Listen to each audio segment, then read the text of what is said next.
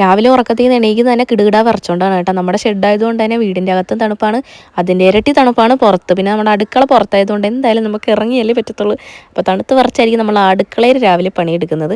രാവിലെ തന്നെ മേമ വന്നിട്ടുണ്ടായിരുന്നു, കടയിൽ പോയതാണ് എന്തോ സാധനം വാങ്ങാൻ. ആ വഴി വെറുതെ ഇങ്ങോട്ട് വന്നതാണ് കേട്ടോ. മേമ ഇരിക്കുന്നുണ്ടല്ലേ, തണുത്തിട്ടാണ് ഇരിക്കുന്നത്. അപ്പോൾ ഇന്നത്തെ നമ്മുടെ ബ്രേക്ക്ഫാസ്റ്റ് പൂരിയാണ് കേട്ടോ. പൂരി ഉണ്ടാക്കാനുള്ള മാവ് ഉമ്മ ഓൾറെഡി കുഴച്ച് വെച്ചിട്ടുണ്ടായിരുന്നു. ഞാനപ്പോൾ ചിക്കൻ കറിക്ക് വേണ്ടിയിട്ടുള്ള ഉള്ളിയും തക്കാളിയൊക്കെ അരിഞ്ഞുകൊണ്ടിരിക്കുകയാണ്.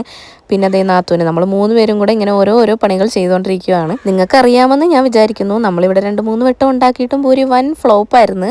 പിന്നെ ഉമ്മ യൂട്യൂബിൽ എന്തൊക്കെയോ വീഡിയോ കണ്ട് പിന്നെ നിങ്ങളുടെ കുറച്ച് പേരെ കമൻസ് ഒക്കെ നോക്കിയിട്ട് ആ ഒരു നിർദ്ദേശത്തിലാണ് ഇപ്രാവശ്യം ഉണ്ടാക്കിയത്. അതുകൊണ്ട് തന്നെ വമ്പിച്ച വിജയത്തോടെ പൂരി ഇപ്രാവശ്യം ശരിയായിട്ടുണ്ടായിരുന്നു കേട്ടോ. അപ്പം ഞാൻ ഉള്ളിയും തക്കാളിയൊക്കെ ഉമ്മക്ക് അരിഞ്ഞു കൊടുത്തു. ഉമ്മ അപ്പോൾ അതേ ചിക്കൻ കറി വെക്കുന്നുണ്ട്. ചെറിയത് വേഗം ഉണ്ടയാക്കി പ്രസ്സിൽ പരത്തിയിട്ട് എനിക്ക് ചുടാൻ വേണ്ടിയിട്ട് തന്ന്. അങ്ങനെ ഞാൻ ചുട്ടുകൊണ്ടിരിക്കുകയാണ്. ചൂടോടെ അതിൻ്റെ ഇടയ്ക്ക് ഞാൻ ഒരെണ്ണം കഴിക്കുകയും ചെയ്തു. എനിക്ക് ഭയങ്കര ഇഷ്ടമായിട്ടോ ചൂടോടെ പൂരി കഴിക്കാൻ വേണ്ടിയിട്ട്. അപ്പോഴത്തേക്കും നമ്മുടെ ചെറിയ ആളെ എണീറ്റ് വന്നിട്ടുണ്ടായിരുന്നു കേട്ടോ. ഇവളാണെങ്കിൽ നമ്മൾ വീട്ടിലെത്തുന്നതിന് 2 ദിവസം മുമ്പേ തന്നെ ഇവിടെ എത്തിയിട്ടുണ്ടായിരുന്നല്ലോ. അപ്പോൾ ഡെയിലി എന്നെ ഷിനാജിനെയും ചോദിക്കുമായിരുന്നു.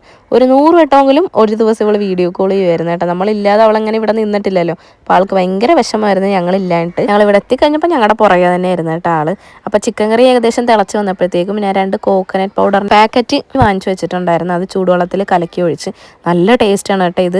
ഈ ഒരു പാക്കറ്റിന് തന്നെ അത്യാവശ്യം കുറച്ച് റേറ്റ് ഉണ്ട് കേട്ടോ. 40 രൂപയാണ്. ക്വാണ്ടിറ്റി വളരെ കുറവാണ്, കാരണം തേങ്ങ കൊണ്ടുള്ള സാധനമല്ലേ.